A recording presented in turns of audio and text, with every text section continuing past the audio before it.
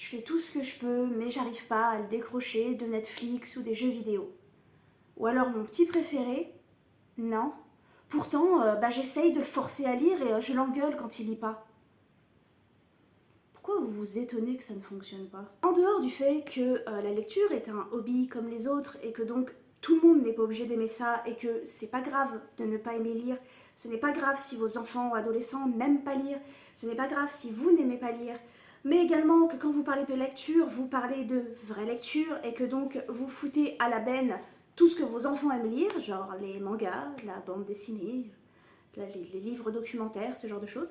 Si on oublie tout ça, est-ce qu'on pourrait pas juste se concentrer 30 secondes sur pourquoi les personnes qui aiment la lecture aiment la lecture?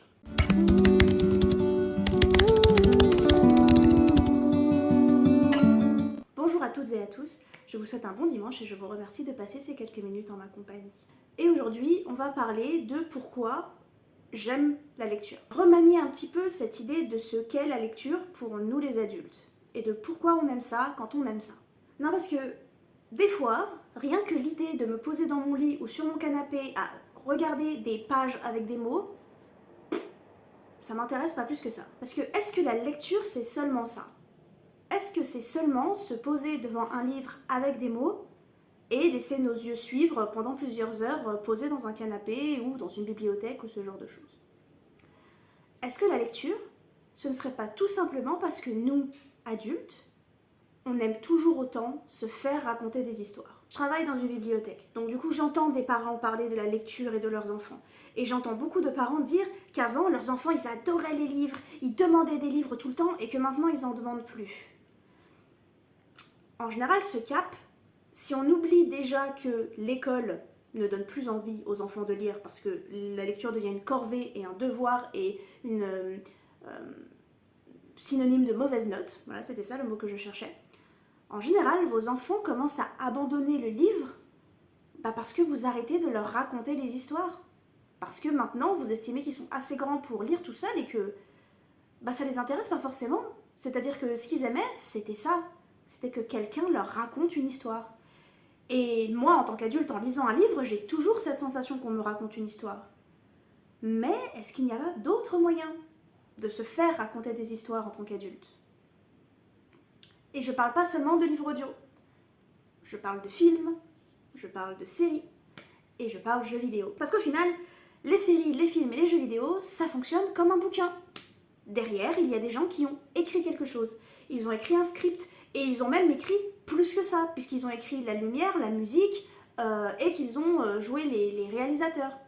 Chose que nous ne faisons pas dans la conception d'un livre, mais qui fait partie de l'écriture d'un projet quand même, de l'écriture d'une œuvre quand même. Et quand je me pose devant un film ou devant une série que j'ai très envie de voir, et moi, ça me rappelle l'époque où mon papa me racontait des histoires dans mon lit avant d'aller me coucher. Ça me rappelle l'époque où, avec ma grand-mère, j'écoutais les histoires de Marlène Jobert, et quelqu'un me racontait une histoire. Et dans les jeux vidéo, c'est la même chose.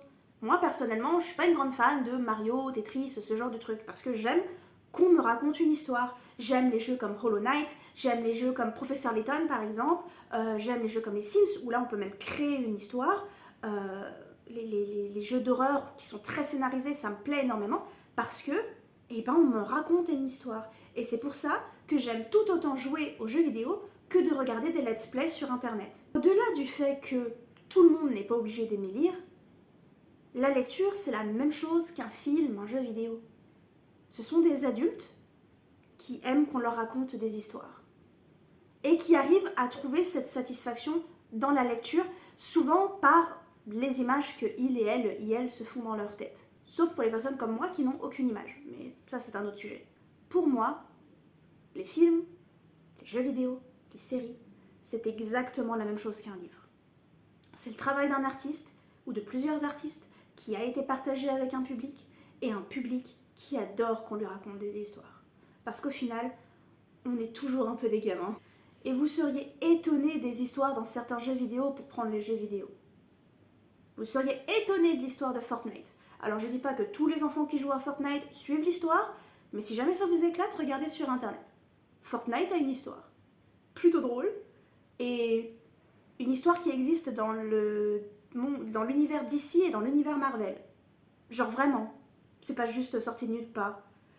Il me semble que Fortnite existe dans des comics de Thor et de Batman. Et si vous forcez vos gamins à lire et si vous les engueulez quand ils ne lisent pas, et ben vous faites exactement la même chose que l'école et vous ne faites que dégoûter vos enfants de la lecture. Un jour ça va vous rentrer ça, un jour on va y arriver.